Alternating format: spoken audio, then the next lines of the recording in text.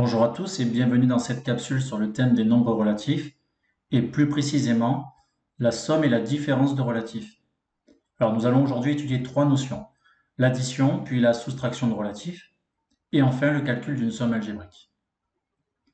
Commençons d'abord par la somme de deux relatifs.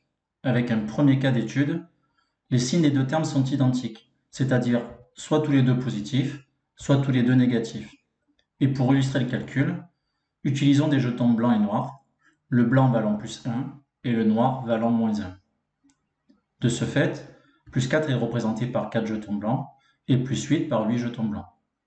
Nous obtenons donc un total de 12 jetons blancs, c'est-à-dire plus 12.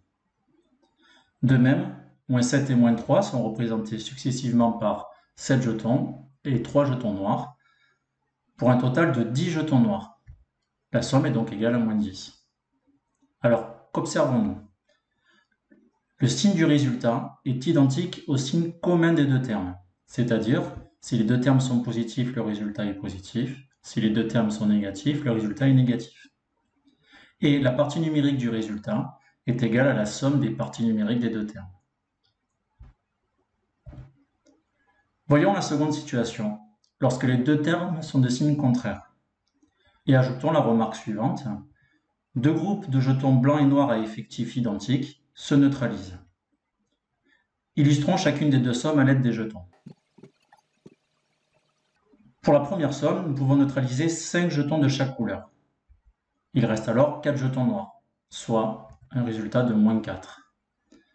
Pour le deuxième exemple, nous pouvons neutraliser 6 jetons de chaque couleur. Il reste alors 2 jetons blancs, c'est-à-dire plus 2.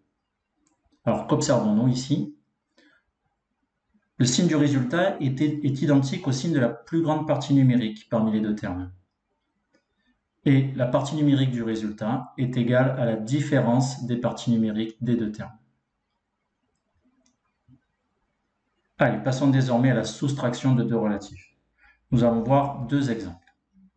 Ce qu'il faut savoir ici, et qui va nous permettre de calculer des différences de relatifs, c'est que soustraire un nombre, c'est identique à lui ajouter son opposé. Alors, qu'est-ce que ça veut dire? Prenons l'exemple 1.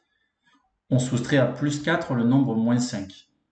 Ceci, finalement, c'est identique à ajouter à plus 4 l'opposé de moins 5, c'est-à-dire plus 5.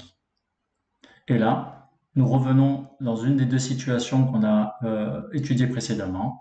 Plus 4 plus 5, les deux signes sont identiques, nous obtenons plus 9. De même, dans l'exemple B, soustraire plus 9 à moins 8, ça revient finalement à ajouter à plus 8 l'opposé de plus 9, c'est-à-dire ici moins 9. Et encore une fois, nous avons une situation déjà rencontrée précédemment. Les deux signes sont différents. La partie numérique la plus grande, c'est 9, donc le résultat sera négatif. Et la différence, 9 moins 8 est égal à 1. Nous obtenons moins 1. Allez, terminons par le calcul d'une somme algébrique, c'est-à-dire une succession d'addition et de soustraction de relatifs. Nous allons voir cette résolution à l'aide de la méthode de simplification d'écriture. Et pour cela, considérons les deux règles suivantes. Deux signes identiques consécutifs sont remplacés par un unique signe plus, et deux signes consécutifs différents sont remplacés par un unique signe moins. Alors voyons cela de plus près. Déjà, le premier terme s'écrit sans le signe plus s'il est positif, et avec le signe moins, bien entendu, s'il est négatif. Nous avons ensuite deux signes identiques, que nous pouvons remplacer par un signe plus. Puis, nous avons deux signes différents, que l'on peut remplacer par un signe moins. Nous avons une nouvelle fois deux signes différents, nous pouvons donc mettre un signe moins. Et nous avons deux signes identiques que nous pouvons remplacer par un signe plus.